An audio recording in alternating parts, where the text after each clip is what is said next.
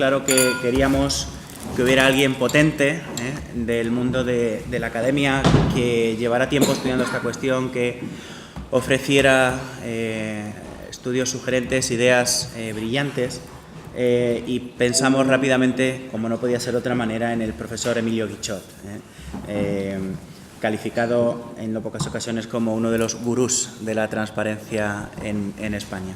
Y esto es así, como demuestra claramente su currículum. Él es catedrático de Derecho Administrativo en la Universidad de Sevilla, doctor en Derecho Público, especialista en Derecho de la Comunicación, Protección de Datos y Transparencia.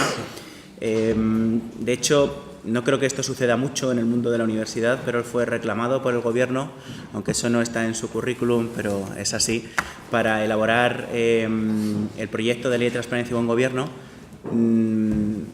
cosa que hizo brillantemente, como todo lo que hace, como le caracteriza su trabajo, aunque no fue finalmente el texto que se aprobó, pero sí que no hay ninguna duda de que el texto actual le debe muchísimo a aquel. Formó parte del grupo de expertos que se creó en el Centro de Estudios Políticos y Constitucionales. Además, fue uno de los comparecientes en la Comisión Constitucional del Congreso, que se creó para analizar el proyecto de Ley de Transparencia de un Gobierno, que finalmente vio la luz.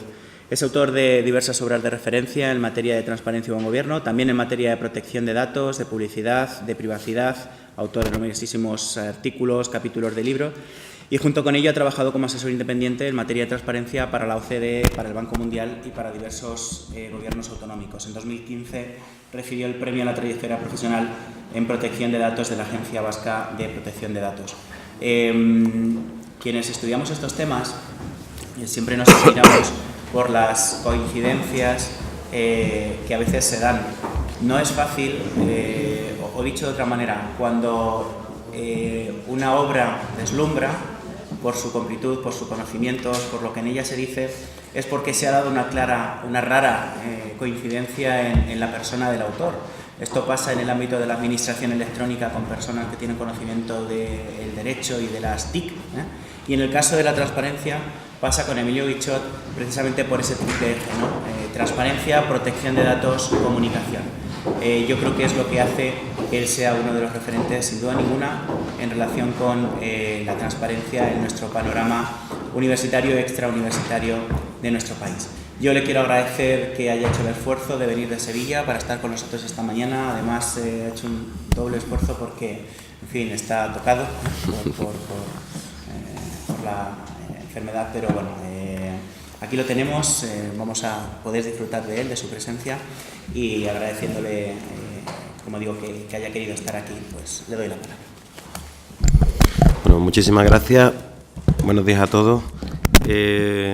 Bueno, quiero empezar agradeciendo a la Universidad y al Gobierno de Castilla-La Mancha y muy en especial a mi compañero y, como habéis visto, querido amigo Isaac Martín, por haberme invitado. La verdad es que para mí es un honor y un placer estar aquí en esta conferencia, además inaugural, y en el tema que me ha tocado, porque realmente es algo como cuando me recuerda al programa que yo veía de televisión cuando era pequeño, uno de ellos, con mi padre, que era Si yo fuera presidente. No sé si alguno lo recordará, con Tola, en que el invitado, pues, por un momento se podía decir cómo serían las cosas si dependieran de él. Pues la verdad que es un lujo que poder hablar de, habiendo participado activamente en la elaboración, en el seguimiento de la ley, pues que te pregunten qué te parece y qué cambiarías, pues casi, no sé, es un regalo más que una tarea. Eso sí, el límite es que tengo una hora escasa para decir qué haría yo si fuera el presidente de la transparencia. Lo que me hace añorar un poco a Castro, a Chávez, cuando no tenía el límite de tiempo, nadie se los ponía. En este caso sí lo tengo, que me lo pone el tren de las 12:25 y también incluso mi bebé que me espera a las 4 para que se lo recoja la abuela. Así que en un plazo máximo de una hora, aunque para no retrasar intentaré que sea algo menos, pues voy a intentar exponerles pues esas reflexiones a modo de balance y de propuestas. Perdone si la voz la tengo un poco ronca, porque efectivamente no estoy del todo bien, y vamos a iniciar inmediatamente. Y la próxima vez vendré con unas gafas progresivas, porque no es tan fácil combinar el cerca y el lejos. Bueno, en primer lugar, bueno, la primera constatación puede ser muy básica, y es que al fin llegó la cosecha, que tenemos ley de transparencia. Durante 35 años que se la esperó, desde que la Constitución dijo que habría una ley que regulara el acceso, pues hasta 2013 no tuvimos ley.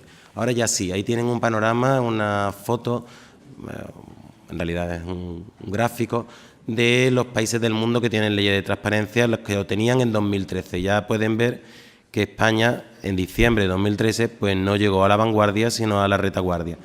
Hay algo de tramposo en esta expresión, igual que en otras que se utilizan en general en la transparencia, porque España sí tenía reconocido el derecho en la Constitución, pero también regulado en una ley. Y esa ley era del 92, era la antigua ley de procedimiento. Y en el 92, sin embargo, no estábamos entre los pioneros, pero sí estábamos en el grupo de los no tan numerosos países que tenían una regulación de la transparencia. Fue en esa época, desde finales de los 70, principios de los 90, cuando en Europa Occidental, y no en todos los países, por ejemplo, no en Alemania o no en el Reino Unido o no en Suiza, países desarrollados, se aprobaron leyes de transparencia. Lo cierto es que la nuestra fue un solo artículo de una ley, pasó desapercibido, no generó una cultura de la transparencia y además tenía grandes deficiencias en las que no voy a entrar por razones de tiempo y ya de falta de actualidad. Ha cambiado mucho el panorama entre 2013 y 2017, pues es casi un ejercicio de agudeza visual. Pues fíjense en estos dos mapas y verán que, bueno, que se sigue completando. Y estamos ante un fenómeno ya prácticamente mundial. Pero vayamos a nuestro país y veremos que tenemos también nuestra propia no universalización, sino autonomización. Y es que vamos a un panorama de 17 leyes autonómicas. Actualmente hay, pues no sé si son 13, si no me equivoco, y las demás están en marcha o no se han aprobado pues porque ha habido adelanto electoral en alguna comunidad autónoma en su momento, como en el País Vasco. Vamos a ese panorama. A algunos les parecerá que no tiene sentido, que porque no hay una única regulación en España con los mismos derechos y obligaciones por parte de los sujetos sometidos a la ley y los mismos derechos por parte de todos los españoles de conocer. A otros les parecerá o constatará que ese es el resultado de nuestro modelo constitucional, en el que el Estado tiene solo la competencia para establecer las bases del régimen jurídico de las administraciones públicas. De nuevo, aquí podría decirse que hay una trampa, porque, claro, pero es que ese es el título competencial, o en realidad lo que se está desarrollando es un derecho fundamental. Se ha hablado de eso en la introducción. Se está desarrollando la libertad de información y como derecho fundamental el Estado sí podía haber ido más allá y podía haberlo regulado de una manera uniforme para toda España y todas las administraciones. Bueno, pues eso es un debate que nos saldrá dentro de unos 15 minutos o 10 minutos y, por tanto, lo dejamos en suspenso. No ha sido esa la base, no se ha reconocido como derecho fundamental y, por tanto, como base del régimen jurídico de las administraciones públicas no podíamos aspirar a una regulación uniforme, no podíamos esperar eso de nuestro sistema de reparto competencial. Bueno, tenemos una ley estatal, casi 17 leyes autonómicas, y lo que nos podríamos plantear en este marco justo para el que se nos ha convocado es que si es buena o si es mala, cuál es el balance. Y claro, según las ONG globales que se dedican a la transparencia, el balance es más bien bajo. Nos sitúan en el entorno del número 80 de ciento y algo leyes de transparencia, es decir, estaríamos en la parte baja de la tabla. Si lo ven si miran el esquema por colores, los países como Estados Unidos o como los países del norte y de occidente de Europa, pues que llegaron antes a la transparencia, para las ONG que lo evalúan, dos de ellas en concreto, pues tienen leyes de calidad media o baja, mientras que supuestamente las leyes de los países que han aprobado más recientemente sus normas, como los países de la Europa del Este o los países de Latinoamérica, son leyes de mayor calidad. Ese es el balance que hacen. Para que nos hagamos una idea todavía más detallada, pues en el top 10 se sitúan pues países como Serbia, la India, Sudán del Sur, Sierra Leona, Liberia o El Salvador. Y en el bottom 10, los últimos de la clase, pues hay países como Italia, Bélgica, Alemania o Austria. Esto es según estas ONG que evalúen las leyes. Bueno, hay una parte que podríamos compartir. Si tú aprobaste la ley en 1966, como Estados Unidos, en los años 50, como Noruega, desde luego no hablaste de la publicidad activa en Internet, y en ese apartado tienes un 0, si lo que se evalúa es tu ley. Ahora bien, desde luego no todo es lo que está en el papel en la ley, porque como podemos imaginar, es difícil pensar que la realidad de la transparencia en Liberia sea superior a la que existe, por ejemplo, en Austria. Porque es difícil pensar que sea de verdad más fácil acceder a la información y sea real ese ejercicio cuando no se accede a la alimentación o al agua potable.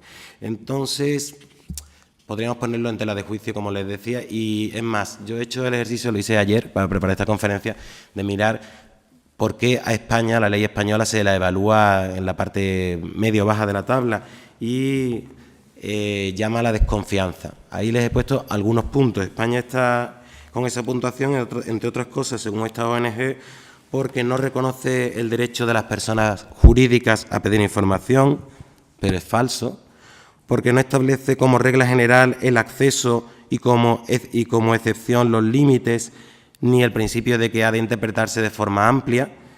Bueno, este segundo no lo reconoce expresamente, pero está dentro del principio de proporcionalidad y del reconocimiento del derecho. El primero sí. O porque el proceso de solicitud requiere un largo proceso. Bueno, es un plazo de un mes como máximo. O porque consideran que al no existir recurso administrativo porque ha sido sustituido por un recurso ante una autoridad independiente, en el apartado recursos administrativos, pues tiene un 0. Bueno, claro, pero es que se ha aumentado la garantía. O porque consideran que la independencia del Consejo de Transparencia no está garantizada porque no hay un desarrollo reglamentario de la ley. Eso es más que opinable, yo diría que eso es falso en términos jurídicos. O por último, pues dicen que también contribuye a la debilidad de la ley que no diga que las decisiones de los consejos de transparencia son vinculantes. Bueno, no lo dice en esos términos, se deduce y así se ha reconocido desde el primer día por todos los operadores, incluidos por los tribunales, que lo son. Así que, siendo estos los parámetros de control, habría que dudar de estas estadísticas. Y este comentario que les hago creo que no es baladí, porque si están en el mundo de la transparencia verán que es una crítica, sobre todo por parte de ONG, que se va haciendo un rumor aceptado acríticamente. Nuestra ley tiene una calidad baja. Bueno, yo personalmente y en comparación con las que conozco no lo creo. Creo que tiene una calidad o media alta, calidad entendida como generosidad en el acceso a la información, desde luego superior a lo escrito en la ley francesa, en la ley alemana o en la ley suiza o en la ley italiana o en la ley belga o en la ley portuguesa. Todas esas sí las conozco y, por tanto, habría que operar con esas cautelas. No obstante, creo que debatirán sobre esto a lo largo de la jornada y escucharán opiniones diversas a las que le estoy transmitiendo. En todo caso, no basta con tener una buena ley, porque si bastar una buena ley, pueden constatar que los países que tienen mejor ley, acuérdense, estaba Rusia, estaba toda Latinoamérica, pues son los países percibidos por sus propios ciudadanos como los más corruptos. Porque no basta tener una buena ley. Una buena ley, pues yo por eso me hice jurista, yo creo en la importancia de una buena ley, pero desde luego no es todo. ¿Qué otros factores hay? Pues por ejemplo, la implicación social. Se dice, bueno, la transparencia se basa en lo siguiente, yo lo he dicho muchas veces, en el mismo principio que el sistema operativo abierto Linux, con suficientes ojos pendientes, cualquier error puede detectarse. La transparencia permite erradicar o prevenir la corrupción. Bueno, eso es cierto en cierta medida, pero no se puede esperar que todos los ciudadanos, que 45 millones de españoles, nos convirtamos ahora en guardianes de la administración, que dejemos nuestros trabajos, nuestra familia y los demás placeres, para el que un placer sea la familia o sea el trabajo, y nos dediquemos solo a monitorear a través de los portales de transparencia y a pedir información. Eso es irreal. Es verdad que no ha habido una contribución seria por parte de las administraciones tampoco a difundir que existe el derecho a la información, cómo ejercerlo y ante quién. Pero el papel crucial en España y en el resto del mundo que yo conozca corresponde básicamente a ONG de transparencia, a periodistas y en cierta medida también a académicos. Y así está siendo también en España. Los grandes casos de transparencia que han contribuido a conocer datos relevantes pues han venido de la mano de solicitudes de organizaciones como Transparencia Internacional, Access Info Europe, la Fundación Cibio, uno de cuyos representantes estará aquí mañana, de periodistas de investigación del Confidencial, del Mundo, del País. Esa es no me gusta el término sociedad civil, pero son los auténticos activadores de la transparencia. Desde la universidad, pues algunos han hecho lo que han podido y aquí tienen un foro organizado por la Universidad de Castilla-La Mancha que es buen ejemplo. ¿Y qué ha pasado en España? Porque otro de los runrunes es que el número de solicitudes ha sido muy bajo, que ha sido decepcionante en ese sentido respecto a lo que se podía esperar. Bueno, eso, como siempre que se habla de muy bajo o muy alto, es siempre un tanto relativo, depende de cuáles eran las expectativas. Y yo diría que las expectativas también eran irreales. Y me resultó muy ilustrativo cuando estuvimos en la confección del anterior anteproyecto de ley de transparencia, leer algún informe que se había hecho en algún país. Recuerdo ahora el que se hizo en Suiza, porque era muy reciente, era del año 2000 o 2000 algo, y ellos hicieron un informe serio, y ese informe, antes de aprobar la ley, ya preveía que no habría ningún tipo de avalanchas de solicitudes de información. ¿Creían de verdad que España se iba a poner ahora a dejar de trabajar para eso? Bueno, no ha ocurrido en ningún país.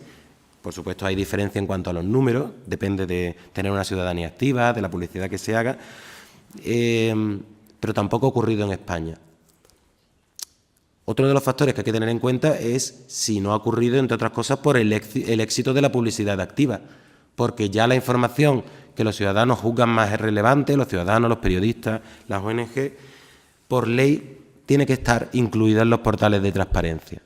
No solo porque lo mande la ley estatal, sino que las leyes autonómicas, como ya saben, han ido mucho más allá y han impuesto muchas más obligaciones de publicidad activa. Los informes que hay de entidades privadas que se han dedicado a eso muestran que la información que los ciudadanos juzgan más relevante son precisamente las informaciones que la ley incluyó como de obligatoria publicidad en los portales. Contratos, sueldos de directivos, subvenciones, ayudas, organigramas de las instituciones. Bueno, es que eso ya todo está en los portales. Para que nos hagamos una idea en datos, pues les diré que en datos de agosto de 2017, los últimos que he podido consultar, ha habido en el ámbito estatal unas 10.100 solicitudes, a un ritmo constante de 4.000 solicitudes al año, de las cuales el 87% han sido por vía telemática y, por tanto, como ya les diré, con certificado digital. Pues bien, si lo comparan con la publicidad activa, se han visitado 8.100.000 páginas web del portal de transparencia estatal, con acceso a más de 2.300.000 elementos de información. Así que éxito de la publicidad activa, fracaso de la publicidad pasiva, no es tan fácil de evaluar como a veces se hace con un trazo grueso. Otro factor es con qué administración cuentas. Tú puedes tener una ley señera en El Salvador, pero si nadie se atreve siquiera a pedir información o si la pide jamás le van a responder y lo que van es anotar su nombre para tomar represalias, pues tendrás una ley espléndida e incluso un ciudadano muy motivado, pero nunca obtendrás ninguna información. ¿Qué ha pasado en España? Pues yo diría que se ha hecho un esfuerzo importante y que ha calado en gran parte de la Administración, desde luego en la Administración estatal y en la Administración autonómica, y creo que ahora la batalla se está dando en la Administración local para acabar con una cultura del secretismo en la que hemos vivido durante siglos, no la Administración española, sino en general todas las administraciones de corte napoleónico, por decirlo así. Se está resolviendo masivamente en plazo. Cuando la ley estableció el silencio negativo, sobre el que volveremos, se dijo, bueno, pues lo que hará la Administración no resolverá nunca y no pasará nada. Sencillamente pasará el plazo y habrá que entender desestimado por silencio. Porque curiosamente con la ley del 92, donde el silencio era positivo, con la ley del 92, donde el silencio supletorio de la ley de procedimiento era positivo, esa era la respuesta más numerosa, la falta de respuesta. Pues bien, ha ocurrido lo contrario. Los datos en el nivel estatal es que solo se ha producido el silencio negativo en el 0,31% de los casos, es decir, en 31 casos para 10.100 solicitudes. Un éxito rotundo que no ocurre, yo diría, en ningún otro sector, ni en la solicitud de licencias o autorizaciones en cualquier administración local, autonómica o estatal.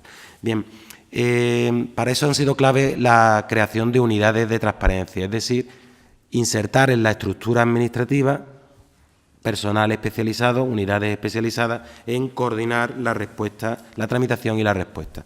Lo que se ha hecho a nivel estatal, y como han visto en la propia presentación y verán en la jornada de hoy, se ha hecho también a nivel autonómico.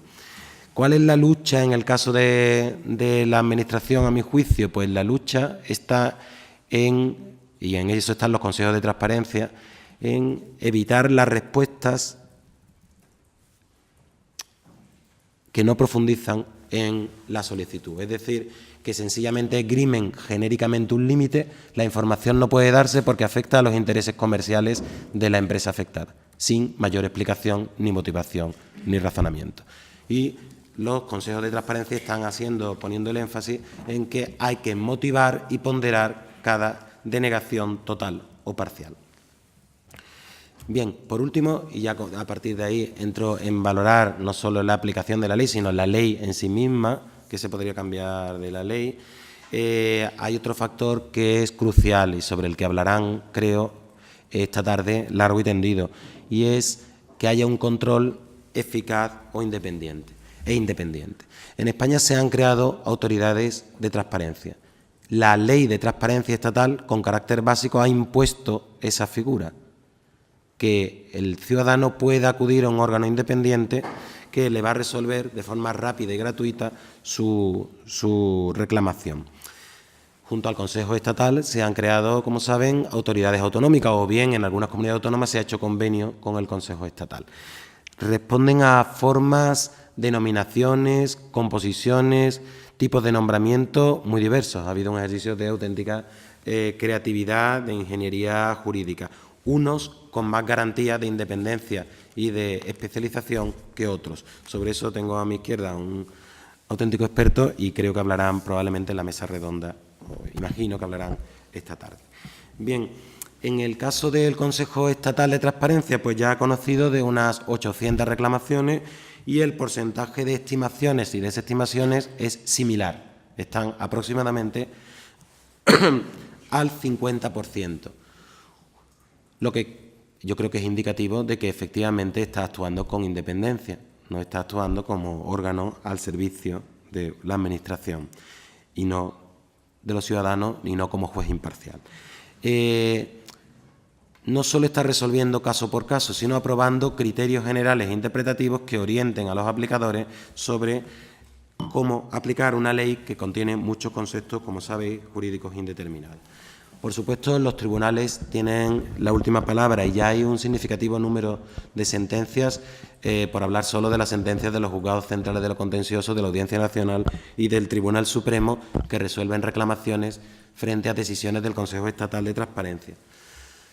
A algunos ciudadanos les puede parecer paradójico, alguna ONG lo ha manifestado como crítica, que sea precisamente la Administración la que más ha reclamado contra decisiones del Consejo de Transparencia. Se ha dicho, bueno, eso es una muestra de que el sistema no funciona, cuando la Administración no cumple lo que le ordena el Consejo. Mi valoración es totalmente discrepante. Creo que eso es la muestra de que el sistema funciona, de que las decisiones son vinculantes y que la Administración no entiende que el Consejo de Transparencia es un órgano a su favor, sino que actúa como un juez y, por supuesto, dentro de esa lógica puedo discrepar o no de su decisión. Y sé que si discrepo solo puedo hacer dos cosas, o cumplo o acudo al tribunal, que va a dar la última palabra. Lo que ninguno se plantea es, sencillamente, no cumplir como si fuera una recomendación de un defensor del pueblo. Haría falta, en este sentido, creo, aumentar la formación de los magistrados de lo contencioso administrativo en esta materia, dado que no está incluida en sus temarios de formación y que es una materia nueva. Bien, entro a valorar la ley o, por así decirlo, un punto previo a la ley que ya ha salido en la introducción. Saben que la ley estatal no es una ley orgánica, no ha partido de que el derecho de acceso a la información sea un derecho fundamental. El razonamiento que hizo no carecía de argumentación jurídica. Fue En la Constitución, en su artículo 105, habla de que una ley regulará el derecho de acceso a archivos y registros. Ese artículo está en el título cuarto, el Gobierno y la Administración, y no en el título primero, que regula los derechos, la sección primera del capítulo segundo, que regula los derechos fundamentales, y por tanto yo lo que estoy regulando es un derecho del ciudadano frente a la Administración que no tiene el carácter fundamental. Así que mi título competencial es el 149.1.18. Establezco las bases del régimen jurídico de las administraciones públicas. La jurisprudencia que había entonces en España apoyaba esta tesis, tanto el Tribunal Constitucional, que había inadmitido recursos de amparo frente a denegaciones de acceso, como el Tribunal Supremo, que había dicho que efectivamente el derecho de acceso conecta con la libertad de información del artículo 20, pero son dos derechos diferentes.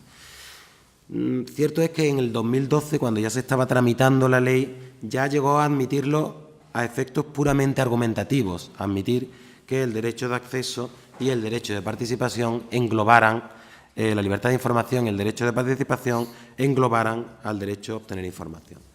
Yo creo, en todo caso, no puedo profundizar por razones de tiempo en ello, he defendido siempre que me parece un error por varias razones.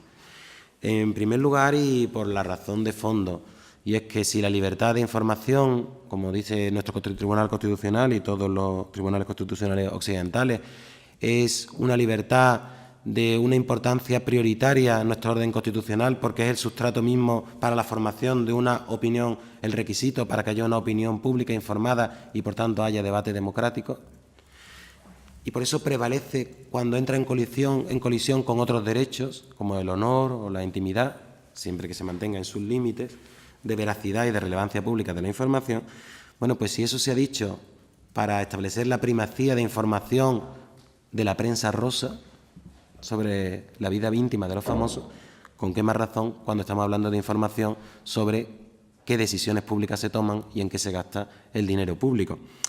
Pero es que además esta perspectiva ya había sido adoptada desde 2009 en un cambio de jurisprudencia por el Tribunal Europeo de Derechos Humanos de Estrasburgo, que efectivamente reconoció a partir de ese año que dentro de la libertad de expresión e información que reconoce el Convenio Europeo de Derechos Humanos está también incluido el derecho a acceder a la información que tiene en monopolio la Administración cuando es información de interés público para los ciudadanos. Es más, es que así lo concibe la ciudadanía. En el procedimiento de elaboración de la ley, en las propuestas de reforma, los grupos políticos que pusieron enmiendas a la totalidad, todos ellos clamaban porque se reconociera como derecho fundamental. Y como consecuencia de ello, no se transformó el carácter de la ley en ley orgánica, pero sí se amplió, como vamos a ver inmediatamente, los sujetos obligados. Y la ley no solo obliga a la Administración, como podría ser una ley basada en la competencia para establecer las bases del régimen jurídico de las administraciones públicas, sino que obliga a sujetos puramente privados, obliga a empresas privadas, obliga a ONG, obliga a partidos políticos,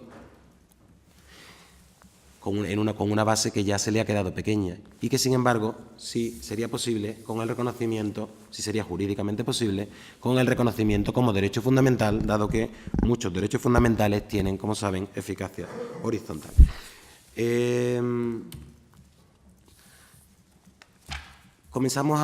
Comienzo a hablarles del balance y posibilidades de reforma del texto de la ley en sus grandes apartados. El primero de ellos, su ámbito subjetivo.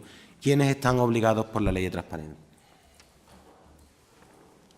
Bueno, mi balance es que la ley española en esto es bastante o muy avanzada.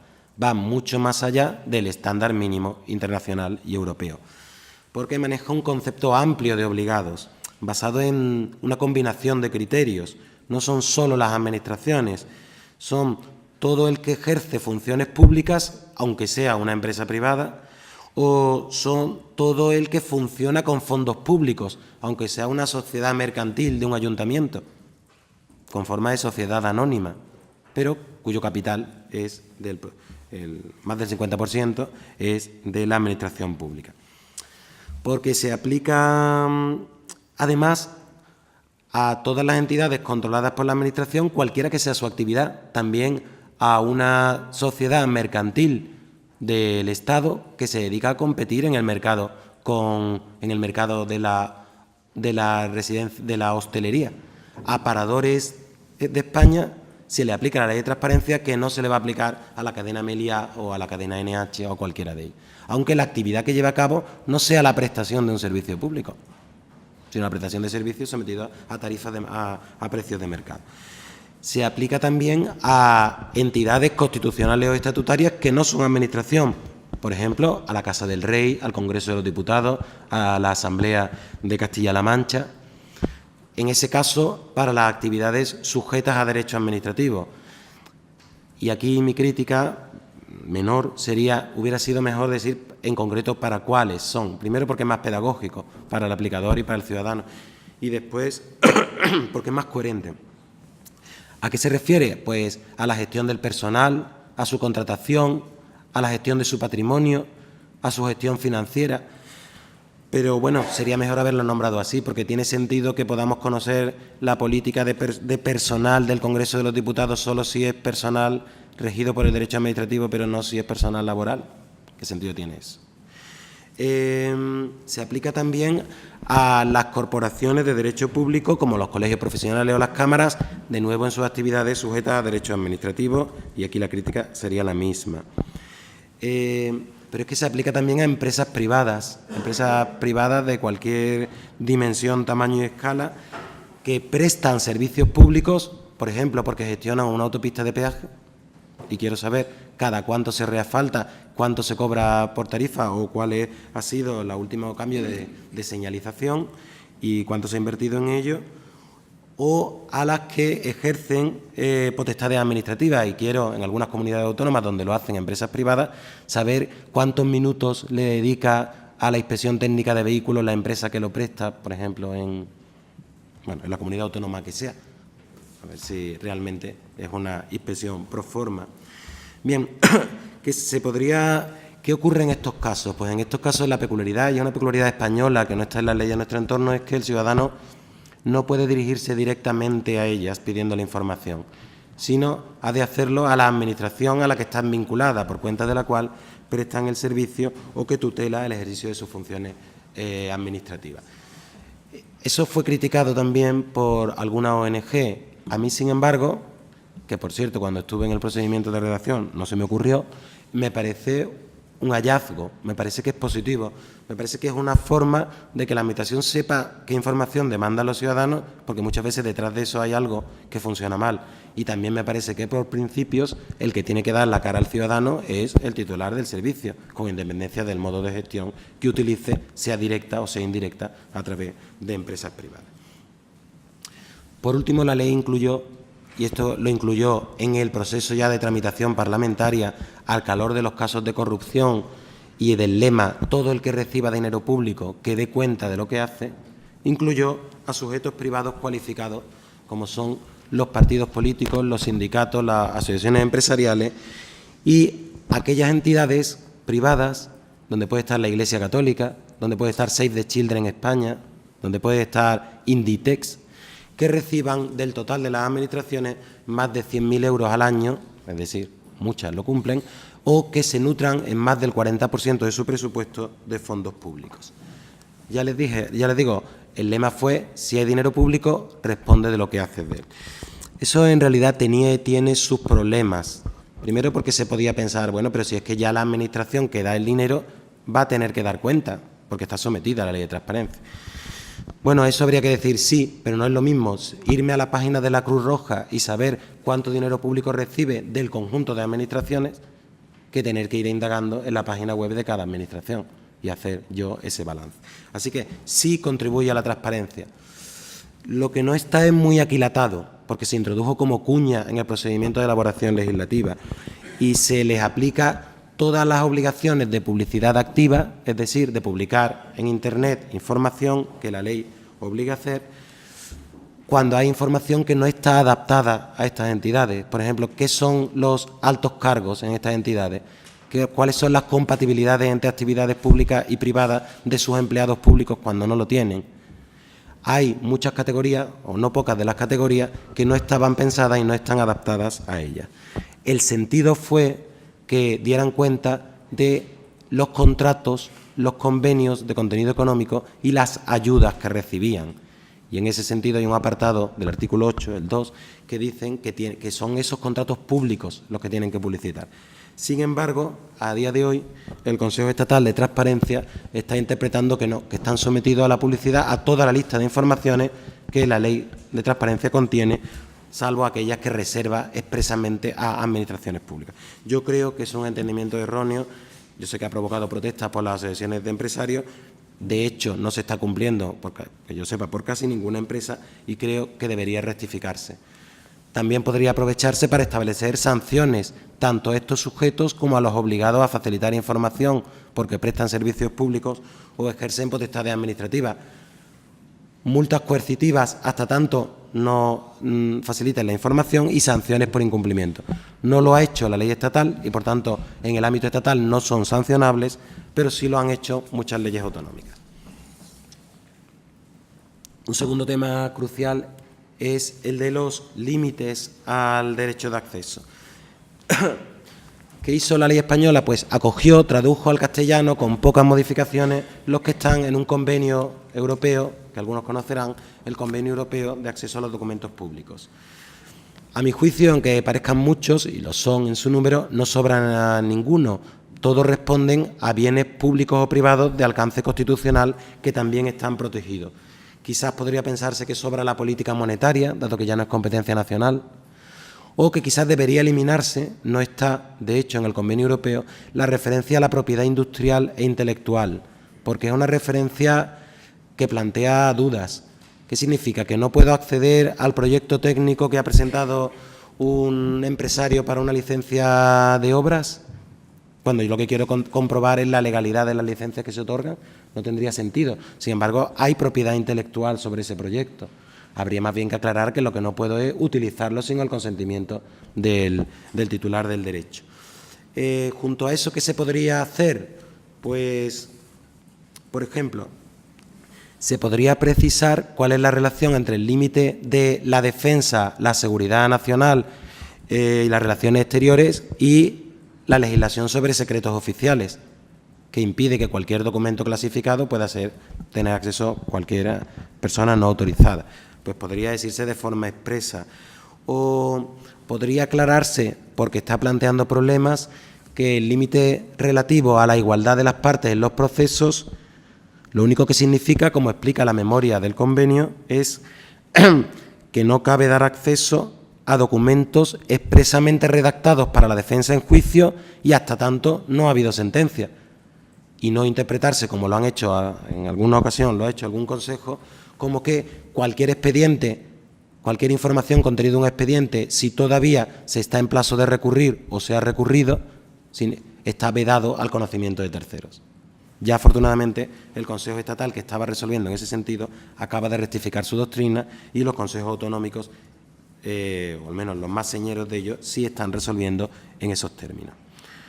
O, por último, la referencia que hace la ley como límite a la confidencialidad, hombre, habría que precisarla, porque potencialmente permitiría bloquear el acceso a todo, diciendo es que esto es necesario para garantizar la confidencialidad en la toma de decisiones. Habría que precisar que esa confidencialidad tiene que estar expresamente establecido en una norma. Por ejemplo, que diga, se establece como confidencial la identidad de los evaluadores en los procedimientos de acreditación universitaria, por ponerle un ejemplo que ha llegado al Consejo de Transparencia. También habría que eliminar, a mi juicio, la referencia a los intereses privados. Me explico. Dice la Ley de Transparencia que incluso cuando conceder una información pueda suponer un perjuicio para uno de los bienes protegidos, hay que ponderar si no ha de prevalecer en ese caso el interés público o privado superior de la información. Y eso nos saca de la órbita mundial y desde luego occidental, porque el interés a ponderar es el interés público per se de la información. Eso es lo que dice el Convenio Europeo. No el interés privado que para cada uno pueda tener la información, dado que la solicitud, de hecho, no hay que motivarla. Y que una vez se facilite la información, se puede divulgar de la manera y a quien se quiera. Así que, si yo fuera presidente, eliminaría esa referencia. O precisaría que cuando no se puede dar toda la información, sino solo una parte, dice actualmente la ley estatal que se dará esa parte, salvo que eso ya carezca de sentido o pueda dar lugar a una distorsión en la idea que se hace el solicitante del contenido de la información. Bueno, yo creo que los ciudadanos ya somos suficientemente avezados y que nos den lo que hay y nos indique por qué, en su caso, no tiene sentido dar lo que queda, como, por ejemplo, ha previsto la ley catalana. En materia de protección de datos, que es un límite que, como saben, tiene una regulación específica y que para mí es al que le tengo más cariño porque empecé por ahí, antes de la transparencia, pues simplificando mucho por cuestiones de tiempo, le diría solo dos cosas que yo transformaría. Una, habría que plantearse si el principio absoluto de que no se dan datos especialmente protegidos, entendiendo como tales los relativos a datos, incluyendo datos de salud, de infracciones penales o administrativas cometidas, si ese principio absoluto de que no se dan sin consentimiento, si no lo prevé una ley, no merecería alguna última cláusula de ponderación, porque como principio está bien y se acomoda a lo que dice la Ley de Protección de Datos, pero ¿de verdad no puede haber casos en que prevalezca el interés público de la información sobre si el concejal de tráfico de un ayuntamiento ha sido sancionado por infracciones de tráfico? ¿O saber el estado de salud de un presidente de una comunidad autónoma que da signos evidentes de Alzheimer? Habría que pensarlo.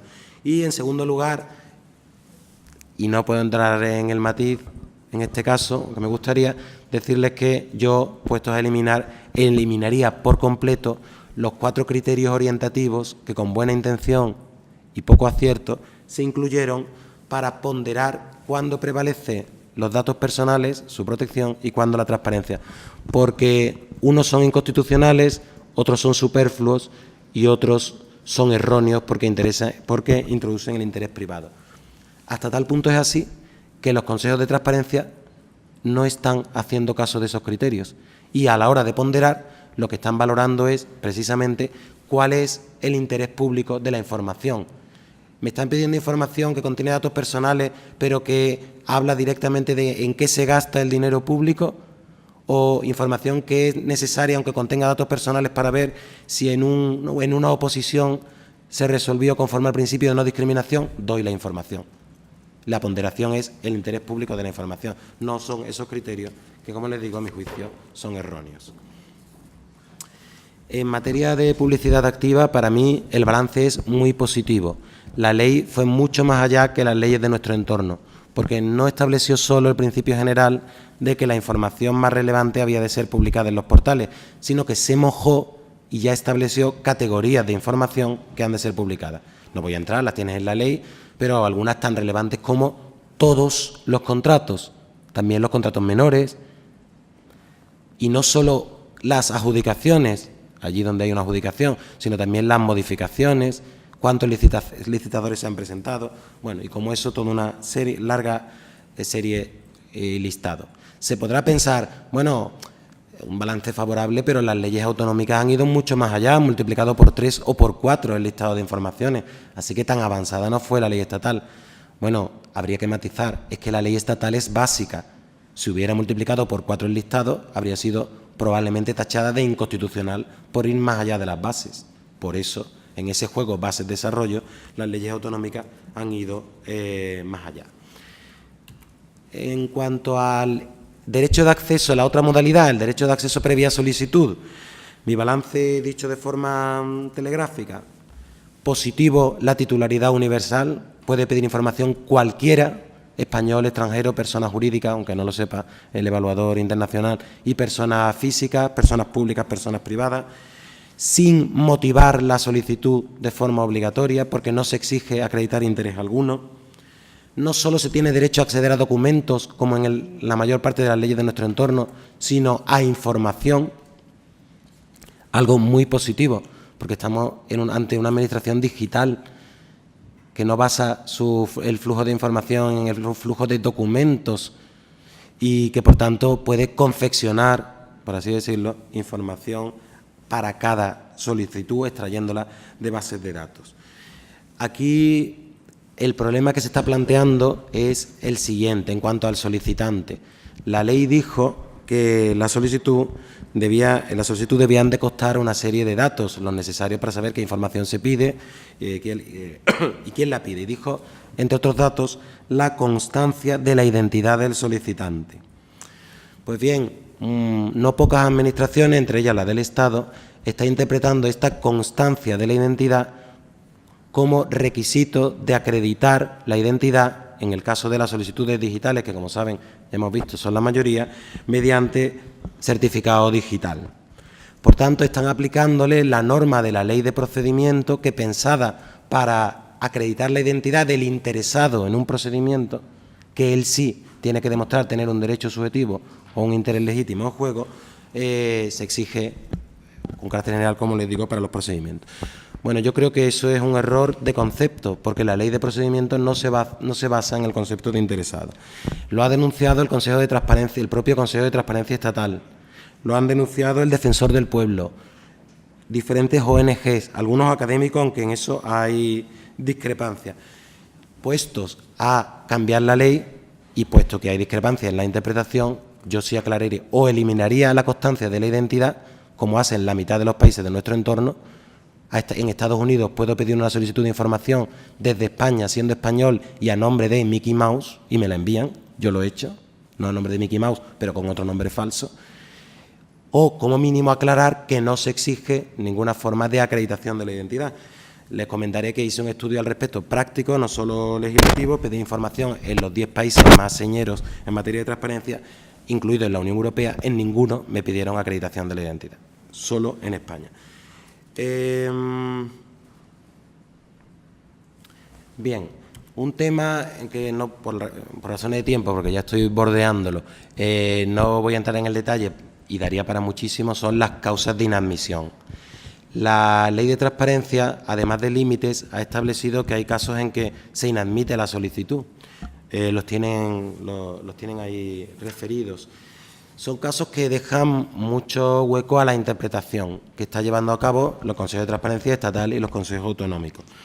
Yo creo que no es mal procedimiento el de que la ley se concrete con la interpretación, porque esa interpretación lo hacen órganos especializados y a la vista de los problemas concretos. Así que no lo veo como una carencia de la ley. Puesto a reformar la ley, lo que reformaría es eliminar la mención expresa a los informes dentro de la información auxiliar y de apoyo, porque hay informes e informes, pero muchos de los informes, los que conocemos como tales en el derecho administrativo, sean preceptivos o no preceptivos, claro que contribuyen a conocer la motivación de la decisión y que tienen que ser conocidos por los ciudadanos, y así, por cierto, está resolviéndolo el Consejo Estatal de Transparencia. En cuanto a la tramitación y resolución, yo creo que el procedimiento establecido en la Ley de Transparencia es razonable. El plazo de un mes me lo parece, si bien podría acortarse. La media europea es de unos 20 días. Hay derecho a subsanar las solicitudes incompletas, audiencia de terceros afectados que no les da un derecho de veto. Hay alguna interpretación de un Consejo de Transparencia Autonómico equivocada en contrario. La ley dice que si la información ha sido elaborada por otro sujeto, se le remitirá la solicitud. Yo creo que en una reforma debería precisarse, claro, si es otro sujeto que también está sometido a la Ley de Transparencia, solo en ese caso. Pero como les digo, y simplificando, creo que la regulación es correcta. ¿Dónde está habiendo algún problema? Pues que se está resolviendo teóricamente en el plazo de un mes, pero es un mes desde que la solicitud entra en el órgano, en el registro del órgano competente para resolver. Pero los ciudadanos presentan las solicitudes masivamente en el portal de transparencia. No se la dirigen a cada órgano individualizado. Y hay un retraso significativo, a veces que da que pensar, no a mí, sino al propio Consejo de Transparencia, a veces de meses, es un supuesto retraso en la remisión. Y hay quien se plantea, el propio Consejo de Transparencia lo deja caer, si no es un retraso táctico o no es un retraso acordado. Y por tanto yo creo que en una reforma de la ley habría que consagrar el principio de que en el caso de las solicitudes presentadas en los portales de transparencia el plazo computa desde el día de la presentación. Para eso está el portal y su coordinación. El silencio de la ley es negativo y lo que piensa Forges del silencio negativo lo tenéis ahí, que es una forma de trinque. Bien, a mí me gusta mucho Forges, pero no estoy de acuerdo en absoluto. Creo que en esta materia el silencio solo puede ser negativo y así lo es en todas las leyes de nuestro entorno. ¿Cómo va a ser que por pasar el plazo de resolución tenga que dar información que afecta a la intimidad de otra persona o a la seguridad nacional? Es más, las leyes de comunidad autónoma que lo han establecido como positivo, yendo en contra de lo que establecían las bases estatales, pues han tenido que ser reinterpretadas como si donde dice la ley positivo dijera negativo y están los ciudadanos recurriendo frente a silencios positivos que teóricamente le conceden lo que pedían, pero que les dejan en realidad sin nada y sin garantía. Una de las carencias de la ley que habría que suplir es la ausencia, la práctica ausencia de un régimen sancionador, que sí tienen muchas leyes autonómicas, entre ellas la de Castilla-La Mancha, la de Andalucía o muchas otras. Bien, acabo ya con una referencia solo a dos aspectos.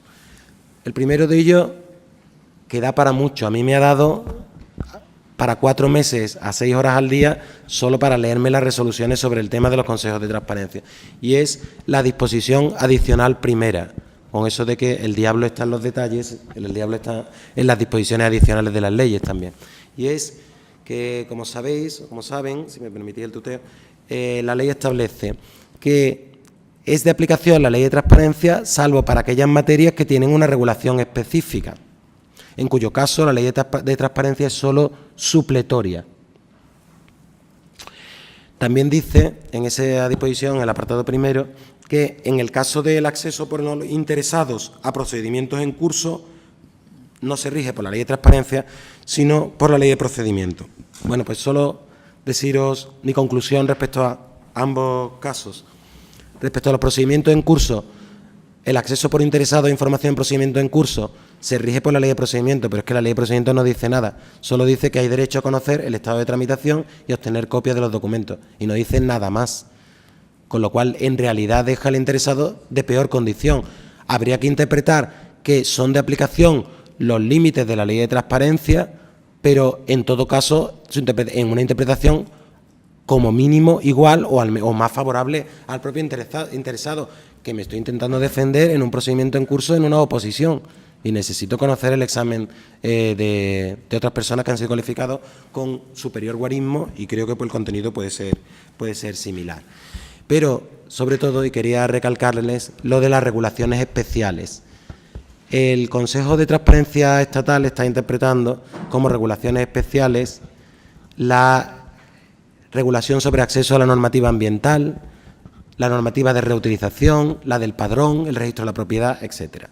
Y está, por tanto, diciendo que en esos casos ese es el régimen material, pero no está extrayendo ninguna conclusión de la referencia a la supletoriedad de la ley de transparencia, que si algún sentido tuvo, y desde luego confieso en eso mi debilidad, porque estaba en los proyectos en el que trabajamos tanto el profesor Isaac Martín como yo, si algún sentido tuvo cuando la pusimos, me hago responsable cuando la puse, fue precisamente decir que las reclamaciones en estos casos irían a los consejos de transparencia, porque ¿qué sentido tiene que en la normativa ambiental, que fue a la primera que llegamos y donde más es crucial la participación de todos, pueda pedir acceso a la información y después sea la única que no tiene la garantía de un recurso eficaz? Es realmente, y por simplificar por el tiempo que tengo, es realmente un absurdo jurídico y ciudadano. ¿Qué deciros de la aplicación de este mismo principio al acceso por los concejales a la información? Resulta que los representados tenemos más garantías reales, efectivas, que nuestros representantes, que un concejal, si quiere poder ir a un consejo de transparencia para que le den una solución rápida y eficaz, tiene que ocultar que es concejal. Porque si dice que es concejal, entonces le mandan a la ley básica de régimen local y le dicen que su único recurso es los tribunales. Que dentro de unos años, cuando se gaste dinero en procurador y en abogado, cuando la información no tenga valor alguno, entonces a lo mejor la consigue. Pero que si lo pide su secretario o su secretaria, o su mujer o su marido, entonces se la darán con tendrá la garantía de los consejos de transparencia. Bueno, afortunadamente hay consejos como el catalán, el valenciano, el aragonés, el canario, que están aplicándolo así, pero no así el andaluz, el estatal, el andaluz o el castellano leonés. Confiamos en el castellano manchego para que se una al grupo de los buenos. Bien, lo último, y esto sí de verdad es la última diapositiva y lo último que quería decirles, no me he excedido en la hora, pero sí en la y media, que era el descanso, es lo siguiente. ¿Qué está ahora mismo en marcha en materia de reforma normativa? Pues hay dos textos o dos procedimientos. Desde hace ya más de un año se presentó por el Grupo Parlamentario Ciudadanos en el Congreso de los Diputados un proyecto de ley integral de lucha contra la corrupción y protección de los denunciantes que incluye enmiendas de importancia, modificaciones de la Ley de Transparencia. Esa proposición de ley está batiendo los récords de ampliaciones de los plazos de enmiendas. Todavía sigue ahí. Dios sabe si saldrá o no. ¿Qué es lo que establece como reformas y cuál es mi valoración? Pues ahí le he puesto las principales. Respecto a los sujetos, propone que para el caso de las sociedades anónimas y fundaciones de capital público, el criterio no sea solo que más del 50% del capital pertenezca a la Administración, sino también que tenga el control efectivo, aplicando lo que está en otras leyes administrativas. Bueno, me parece correcto. Propone también bajar la cuantía de dinero público recibido que te obliga como institución privada a dar cuenta de lo que haces con él, de 100.000 a 60.000 y de 40% de tu presupuesto al 30%.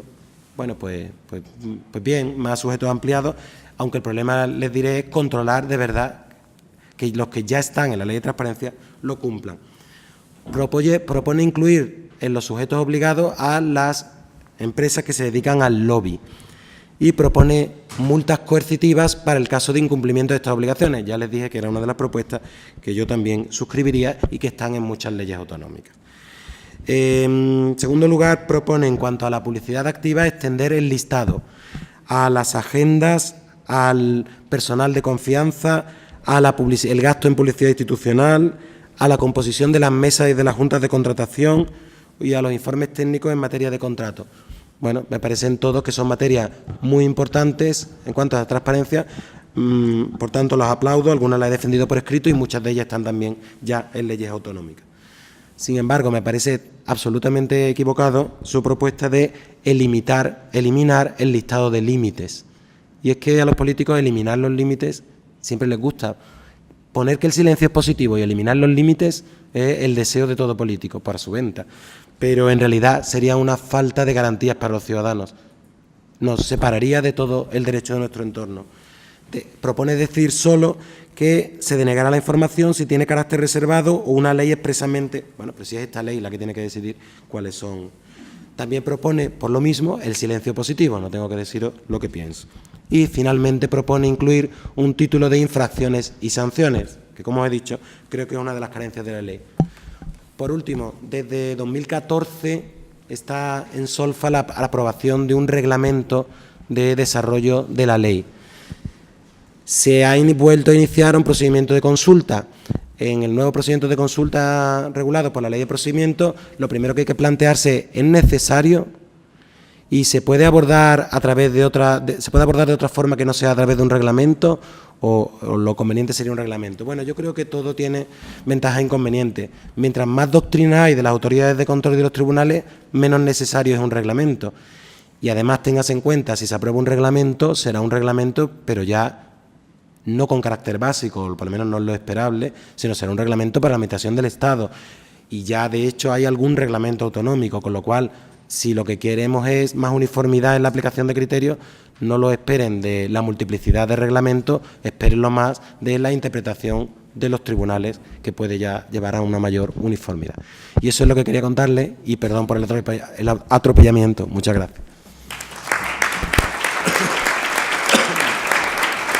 Creo que podríamos dar por clausurado el Congreso porque ya hemos tenido balance, tenemos propuestas concretas de reforma.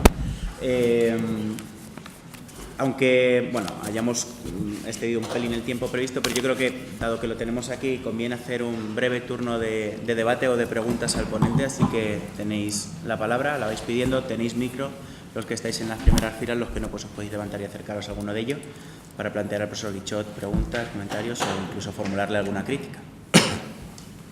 Por favor, coja el micro para que así se lo oiga.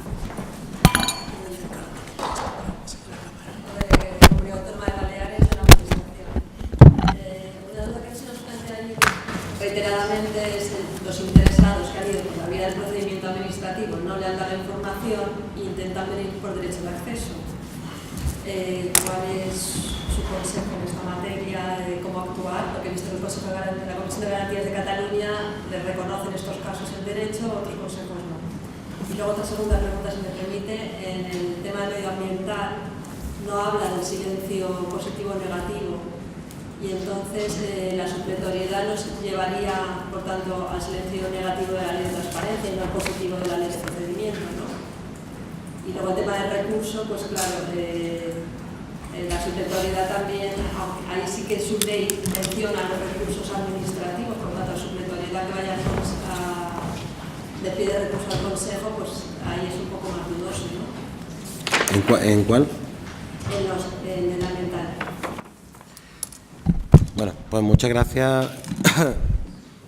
Y si me lo permite, bueno, enhorabuena por las preguntas, porque se ve que están en los temas. Son dos preguntas interesantísimas y de cierta complejidad que yo mismo me he planteado y si tengo, le puedo decir mi respuesta.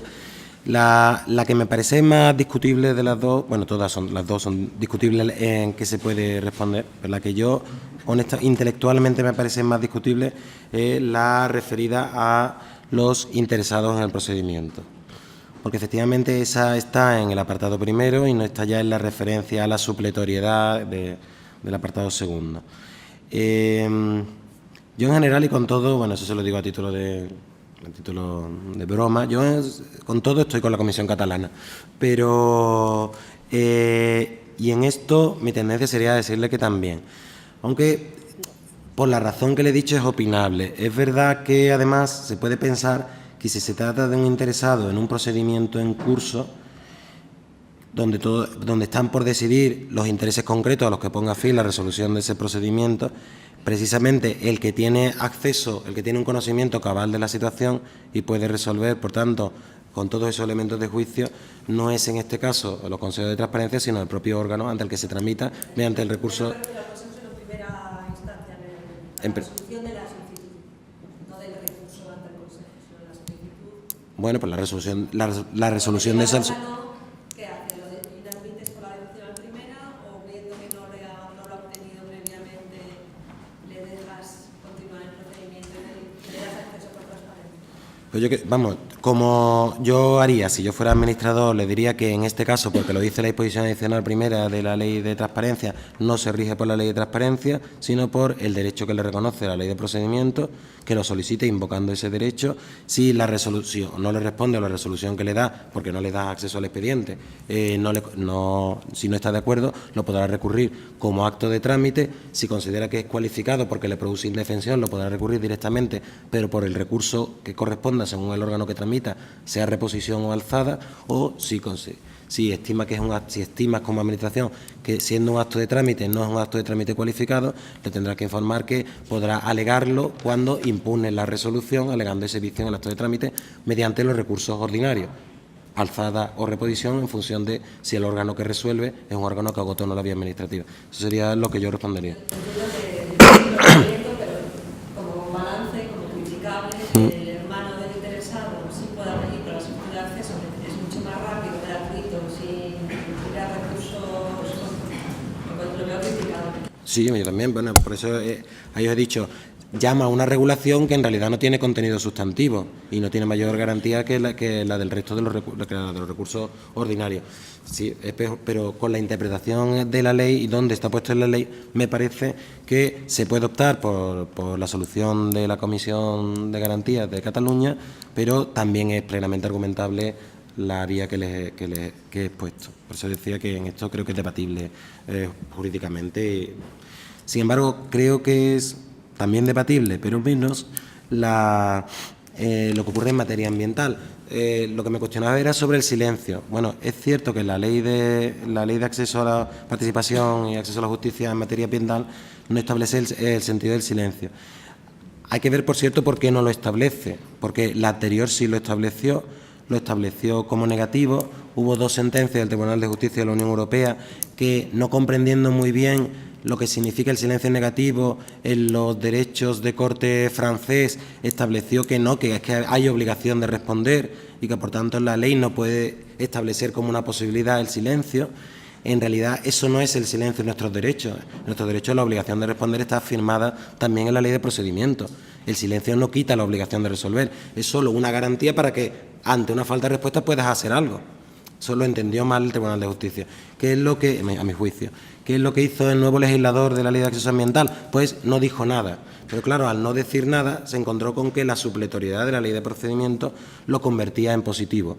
Algo que podría parecer muy positivo, admítese el juego de palabras, pero que no tiene nada de positivo, porque pasa el plazo, se supone que te han reconocido el derecho, pero tú no tienes la información. Y tampoco puedes acudir ya a un tribunal, porque, bueno, no puedes acudir a un tribunal discutiéndolo, porque no tienes nada que discutir. Se supone que te lo han dado.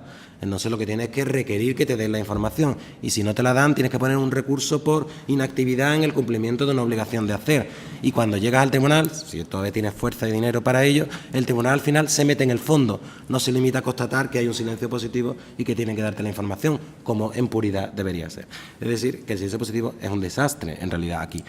Ahora, ¿qué ha ocurrido? Que ahora lo que se plantea es, ¿y qué supletoriedad juega? La supletoriedad de la disposición adicional primera de la Ley de Transparencia, que como norma general de transparencia es supletoria para las normas especiales de transparencia, y por tanto ahora el silencio ahí también es negativo, o la supletoriedad de la Ley de Procedimiento como norma general de procedimiento. A mi juicio, por razón de especialidad de la materia, la supletoriedad de la Ley de Transparencia. Y por tanto, yo defiendo que actualmente se puede entender que el silencio en materia ambiental es negativo. Y en cuanto a las posibilidades de garantía, ya lo he dicho, me parece evidente que la supletoriedad también se extiende a la competencia de los órganos, de las autoridades de control. Claro, porque lo que... Bueno, pero sí, pero de lo que menciona expresamente es a los recursos administrativos y judiciales previstos. Y si te vas a los recursos previstos en la legislación de transparencia, es esta reclamación. Y si te vas a la regulación de los recursos en la ley de procedimiento, permite, y eso es lo que ha hecho la ley de transparencia, su sustitución por otras vías de reclamación alternativa. Así que creo que es difícil sostener. Es difícil, pero se sostiene. Eso es lo que está haciendo a día de hoy el Estado, Andalucía y otros consejos, ¿eh? No es que sea una palabra escrita en una tabla. ¿Sí? Muchas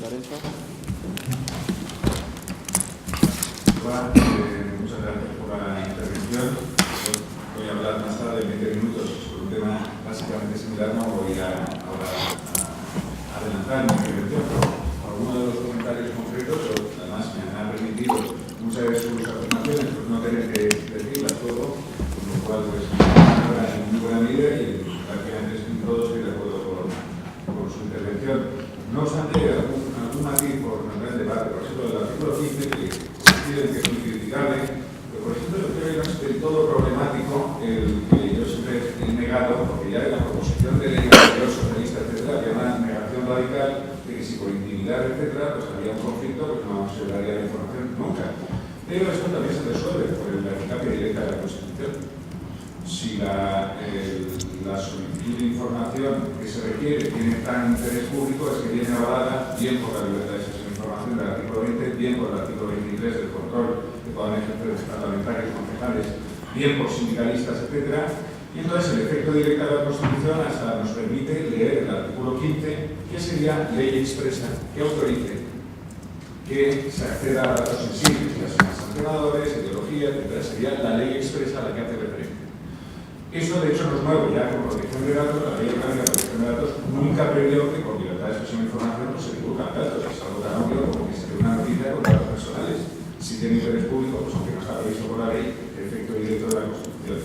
Es decir, bueno, si se reforma y se deja claro, pues mejor, pero por supuesto que hoy por hoy no hay duda de que con concejales, con casos del Tribunal Europeo, etcétera, que se cumplan los criterios de interés público, con la ley en la mano se podría dar información sensible, incluso de salud, si fuera necesario.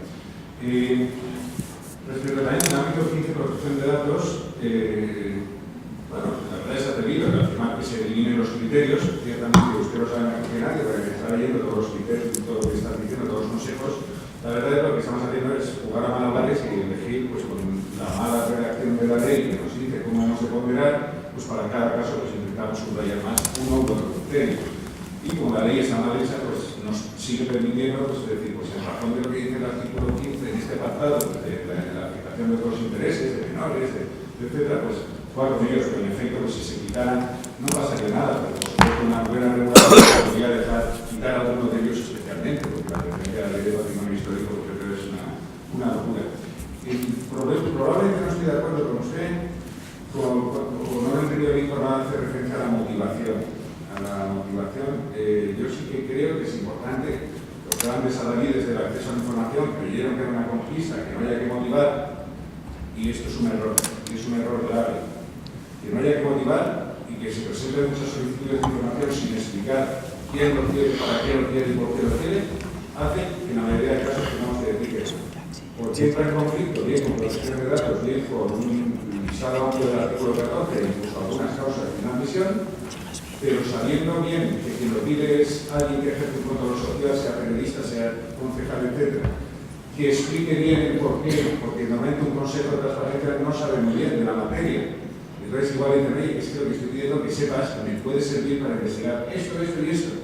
Entonces ahí se descubre motivos de interés público que muchas veces permanecen ocultos. Y de hecho no digo nada nuevo, el Tribunal de Justicia de la Unión Europea en no pocos casos ha tenido que decir, no, porque no me ha dicho usted para qué lo quería. Recomendación, que la ley, sin perjuicio de que no sea necesario motivar, que deje claro, como mínimo, yo lo he recomendado en unos pocos lugares, en las plantillas de solicitud, que es una información que diga, explique los motivos de su solicitud. No es obligatorio, pero probablemente le facilitará y mucho que sea concedido el acceso a la información que pide. E incluso la identidad, incluso en algunos países existe un privilegio para periodistas y algunos otros para que no tengan que pagar una serie de tasas por la información que soliciten. Es decir, y además la misma Secretaría desde hace muchos años lo venía sosteniendo porque ya se intuía en las Naciones Unidas, en algunas otras sentencias, que no es intrascendente quién pide la información. Y entonces aquí, más allá de posibles exenciones y tasas, que no deja de ser importante, pero por cuanto a la identidad, no lo que usted ha dicho, que el tema del acceso electrónico con Bush-Bullying a poner buena parte solicitar la información puede ser muy importante, pero me refiero a que la persona pueda decir quién es porque puede ser importante. La sentencia del Tribunal Europeo señala precisamente que ejercen funciones de periodistas, etcétera, muy similares, sobre todo social, pues tienen muchas más papeletas de acceso. Y esto pues, puede tener para una futura regulación, pero creo que esto se ha de dejar claro, y no quiere decir que haya unos privilegiados en sentido negativo, pero hay un interés público. Vinculado por último, vinculado a la protección de datos, sobre todo, usted lo ha subrayado, el interés público es la clave, pero la clave no es solo que tenga interés público, la clave es a qué le llamamos interés público. Y por supuesto tenemos muchísima jurisprudencia del Tribunal Europeo, de la Constitución, etcétera, que hay cosas que tienen interés público en el ámbito de libertad de información, etcétera, pero muchas solicitudes de información lo tienen claramente un concejal, normalmente lo hace pues, por su interés privado, por su función pública. Pero, oye, el que pierde un contrato y pide información de ese contrato, no hay un interés público en que los contratos se puedan controlar, incluso por los que han sido perjudicados. Y hay sentencias del Tribunal de Justicia que conciben ese interés público de una manera muy generosa. Es que hay un gran interés público de saber todos los procedimientos administrativos, sobre todo de contratación, que se puedan controlar. La gestión del gasto público tiene interés público. Es decir, que cómo interpretamos y de hecho este interés público es clave. Nosotros en el Consejo Valenciano hemos llegado a decir, ojo, esforzar la rosca, como la ley habla de interés público, es que el interés público es que una persona pueda acudir a los tribunales. Pide información, porque si no tiene información no puede ir a los tribunales. Y hay un interés público de la sociedad en que los perjudicados en sus intereses legítimos puedan ir a los tribunales. Esto es reinventar el interés público, posiblemente en otra noción, pero creo que en eso habrá que ser generoso y al menos el Tribunal de Justicia hay nada de inversión que es mucho más generoso que en otros ámbitos. No me quiero extender ahora mucho más de lo que tocaría, pero bueno, muchísimas gracias por la intervención, además estoy de acuerdo con el 99,9% que se señala. Muchas gracias, Lorenzo, y perdona en especial tú y los demás porque voy a ser brevísimo, o me quedo en Toledo o voy a ser brevísimo en la respuesta porque me está esperando ya en la puerta. Por tanto, como telegrama y a las 3, sobre la eficacia directa de la Constitución, sí, pero hay que tener en cuenta cuando el principio que por un principio de seguridad jurídica, teniendo en cuenta que es una ley que aplica las administraciones, que van a resolver consejos de transparencia y después, finalmente, la jurisdicción contencioso administrativa, si tú quieres poder ponderar otro valor o bien constitucional, cuando son datos especialmente protegidos, que nunca lo permite la Agencia de Protección de Datos, ponlo en la ley. Porque si no, la Administración no va por sí misma a ponderar, va a ser difícil que vayan por encima de la ley y diga, aunque la ley no lo permite, por la eficacia de esta Constitución en este caso, por el artículo 20, la libertad de información y su relevancia, creo que eso, por seguridad jurídica, debía estar consagrado en la ley. Perdón por la voz ya. En segundo lugar, sobre los criterios de... Yo no me refiero, por supuesto, a que desaparezca el artículo 15, sino solo a los del apartado 3 del artículo 15, que son, me parece erróneos, no he tenido tiempo. Desde luego, los de la Ley de Patrimonio Histórico, que lo que debía haberse derogado el artículo 57, dado que se aplica toda la información, ya que decir un artículo que además es erróneo desde el principio porque permite dar datos en vida, datos íntimos de otras personas, por ejemplo. Así que me refería solo a esos criterios. Y lo último sobre la motivación y el interés público, bueno, ahí he ido rápido y por eso a lo mejor no se ha entendido bien. Yo lo que no soy crítico con lo de la motivación, al revés, lo que ahí podéis leer, lo que creo es que se podría precisar, igual que creen ONG, que la motivación ha de referirse a cuál es el interés público que tiene la información, no el interés que para esa persona y sus intereses personales pueda tener. Porque la jurisprudencia señera en materia de acceso a la información, y en casi todos los países, que es la estadounidense, con su ley del 66, ya el Tribunal Supremo dejó sentado desde los años 70 que la información hay que valorarla en su interés público objetivo, no en función del solicitante. Que dicho de otra forma, que se da la misma información si la pido yo al Gobierno de los Estados Unidos que si la pide el jefe de información del New York Times. Se le da si la información tiene relevancia pública, porque yo se la puedo enviar una vez pedida al jefe de información y el jefe de información la puede publicar en Ruanda o se la puede quedar y no dársela a nadie. Es decir, que el interés a ponderar es el interés público de la información en sí, en este caso. A eso me refería con lo de la motivación, que tiene que ser la motivación, qué interés público hay en su divulgación, no eliminar la motivación, que me parece que puede ser muy interesante a la hora de ponderar, saber por qué esa información que se pide tiene relevancia pública, claro que sí. En buena práctica, yo si pido información y creo que puede estar afectada por un límite, la motivaré, la solicitud, y lo he hecho alguna vez que he pedido información.